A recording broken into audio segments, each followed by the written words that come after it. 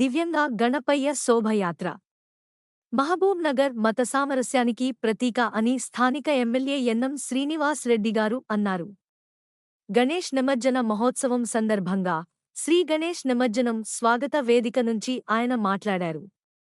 9 రోజుల పాటు ఎంతో భక్తి శ్రద్ధలతో గణేశులను ప్రతిష్ఠించుకుని నిమజ్జనానికి తరలి వెళుతున్న సందర్భంగా అందరికీ మహబూబ్ నగర్ ఆదర్శంగా నిలిచిందని చెప్పారు.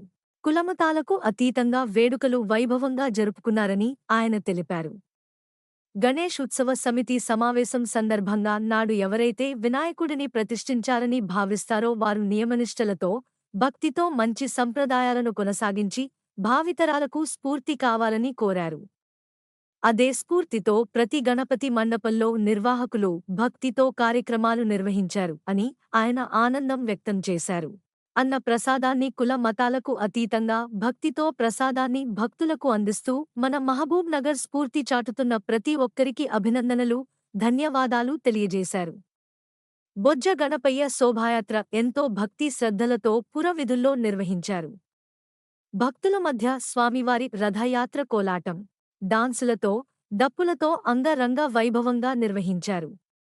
స్వామివారి లడ్డు వేలం పాటలో భక్తులు పోటీపడి మరి స్వామివారి ప్రసాదాన్ని స్వీకరించారు. 41వ ward Nalanda auto stand Chhatrapati Shivaji Yuvasena ఆధ్వర్యంలో నిర్వహించిన లడ్డు వేలం పాటలో పిల్లలు సైతం చిన్న లడ్డులను వేలంలో పాల్గొని స్వామివారి లడ్డుని దక్కించుకోవడం విశేషం. అనంతరం ఛత్రపతి శివాజీ యువసేన వారు ఎస్7 న్యూస్ ఛానల్ సీఈఓ కె. శశిబాబుని ఘనంగా సన్మానం చేయడం జరిగింది. ఈ కార్యక్రమంలో ఎంపీ డీకే అరుణ, మున్సిపల్ చైర్మన్ ఆనంద్ గౌడ్, మద్ది యాదిరెడ్డి తదితరులు పాల్గొన్నారు.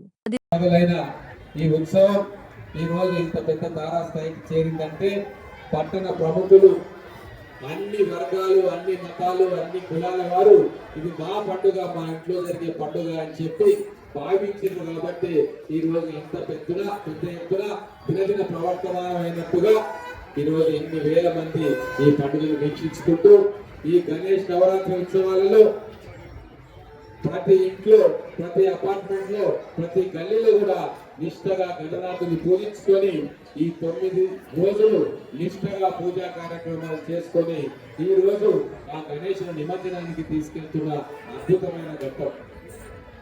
ప్రత్యేకంగా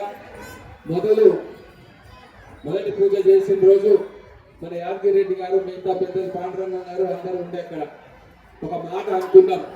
గతంలో కంటే భిన్నంగా ఈ రోజు సత్సంప్రదాయాలను పాటిస్తూ గణేష మండపాల్లో గణేశుని తీసుకొచ్చే ప్రతి ఒక్కరూ, ఆ ఉత్సవాల్లో భాగం పంచుకునే ప్రతి ఒక్కరూ నిష్ఠగా ఉండాలి, ఒక సంకల్పం తీసుకోవాలి అన్న ఒక ఆలోచన కలిగి రిజిస్ట్రేషన్ స్వాతంత్ర పోరాటంలో హిందూ సమాజాన్ని, మిగతా సమాజాన్ని ఏకం చేయాలని చెప్పి 2 పండుగలను ఆ రోజు ముందుకు తీసుకొచ్చిండు.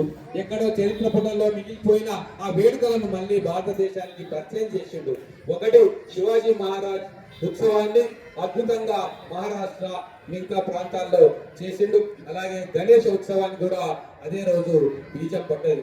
ఆ 2 పండుగల ద్వారా ఉత్తర భారతదేశంలో, మహారాష్ట్రలో, మిగతా ప్రాంతాల్లో బ్రిటిష్ వారికి వ్యతిరేకంగా పోరాటం చేయడానికి ఒక